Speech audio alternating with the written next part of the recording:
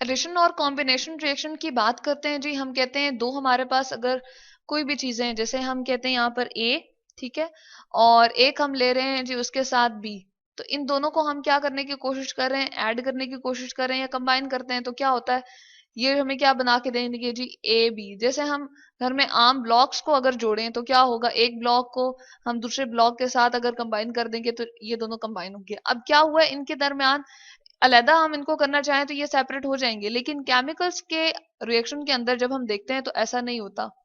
होता क्या है जी, एक हमारे पास क्या होगा, एक कोई भी एलिमेंट होगा या हम उसको एटम ले सकते हैं और या फिर मॉलिक्यूल भी हो सकता है, वो दूसरे वाले एटम मॉलिक्यूल के साथ अगर कंबाइन कर जाए तो उसको हम क्या कहते हैं जी, एडिशन रिएक्शन है। जैसे हम यहाँ पर एक केमिकल ले लेते हैं और हम लेते हैं जी मैग्नीशियम की, हमारे पास क्या है, एक स्ट्रिप है, ठीक है, या हम एक मैग्नीशियम की, ये मैग्नीशियम जो है हमारे पास एक मेटल है, सॉलिड फॉर्म में होता है, और इसकी सतह जो है अगर हम सरफेस को देखें तो क्या होती है जी, वो चमक रही होती है, शाइनी होती है और बहुत हार्ड सी होती है ये मैग्नीशियम मेटल। और क्या होता है, अगर इसमें से इलेक्ट्रिक करंट को हम पास करें तो पास हो जाएगा। ये कुछ कैरेक्टरिस्टिक्स हैं जी मेटल्स की। अब इसके साथ हम क्या ऐड करते हैं, इसके अंदर ऑक्सीजन गैस को हम क्या करते हैं, ऐड करने की कोशिश करते हैं। और ऐसा तो होता नहीं कि मैग्नीशियम मेटल पड़ी हो और हवा भी मौजूद है, जाहिर है उसमें ऑक्सीजन भी है, तो ये रिएक्शन खुद ब खुद हो जाए। तो यहाँ पर हमें क्या देना पड़ता है जी, हमें इग्निशन करवाना पड़ता है। इग्निशन क्या होता है जी, मैच बॉक्स से मैच स्टिक लेके उसको रब करके हम एक प्रोसेस को, जलने के प्रोसेस को खुद जब स्टार्ट करवाते हैं तो उसको कहते हैं जी इग्निशन। यानी कि जलने का अमल जब स्टार्ट होगा तो उसको हम कहते हैं इग्निशन, हमने खुद करवाई, यहाँ पर स्टार्ट हमने खुद करवाया।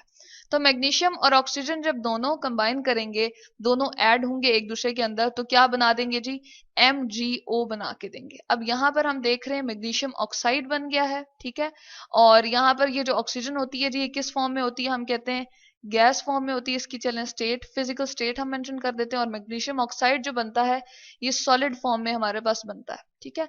तो इसके लिए चलें हम एक फिगर देख लेते हैं। ये जो आपको इमेज सा हमें नजर आ रहा है, ये क्या है जी, जलने का प्रोसेस आपको नजर आ रहा है। और ये जो स्ट्रिप सी हैंड में पकड़ी हुई है, एक किसी भी इंस्ट्रूमेंट से स्ट्रिप पकड़ी हुई है और उसको क्या किया, इग्नाइट किया और वो जल रही है। तो यहाँ पर ये जो प्रोसेस हो रहा है, मैग्नीशियम ऑक्साइड यहाँ पर सॉलिड फॉर्म में क्या होगा जी, हम कहते हैं यहाँ पर बर्न होके उसकी ऐश यहाँ पर पड़ी होगी, ठीक है। नीचे जब ये बर्न हो जाएगा कंप्लीटली तो मैग्नीशियम ऑक्साइड में ये कन्वर्ट हो जाएगा। अब यहाँ पर हम देख रहे हैं कि ऑक्सीजन 2 है और यहाँ पर एक ही है, तो इसको बैलेंस करते हुए हमें यहाँ पर क्या लगाना पड़ेगा जी, 2।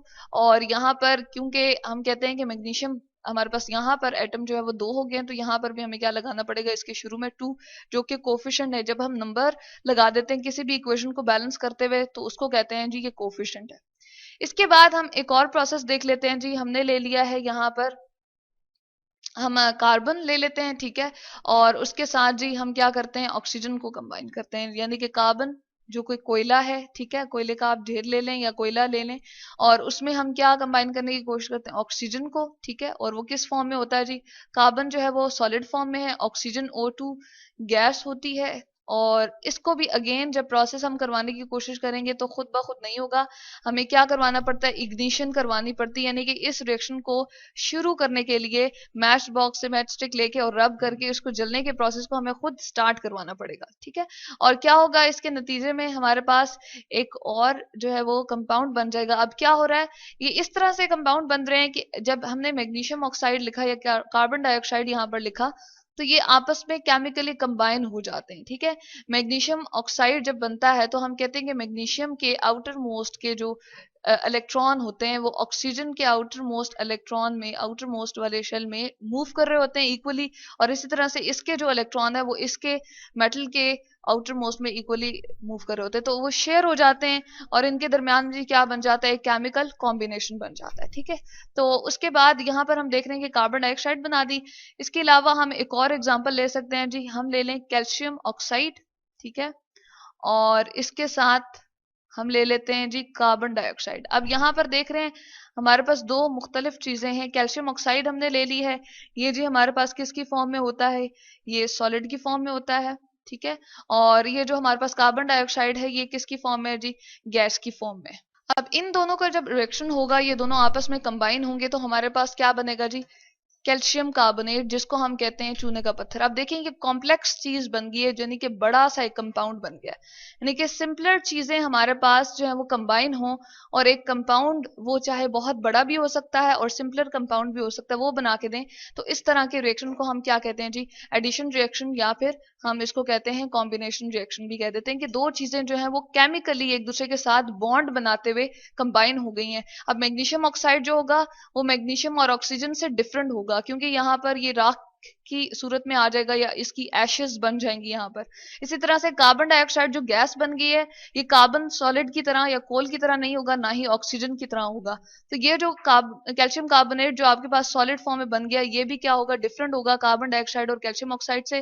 तो इस तरह के रिएक्शन जिसमें दो सादा चीजें, हमारे पास जो सब्सटेंस होते हैं वो दोनों कंबाइन होते हैं और एक कंपाउंड बना के देते हैं, या एक कॉम्प्लेक्स सा कंपाउंड, बड़ा सा कंपाउंड बना के देते हैं, तो इन तरह के रिएक्शंस को हम क्या कहते हैं जी? एडिशन या फिर कॉम्बिनेशन।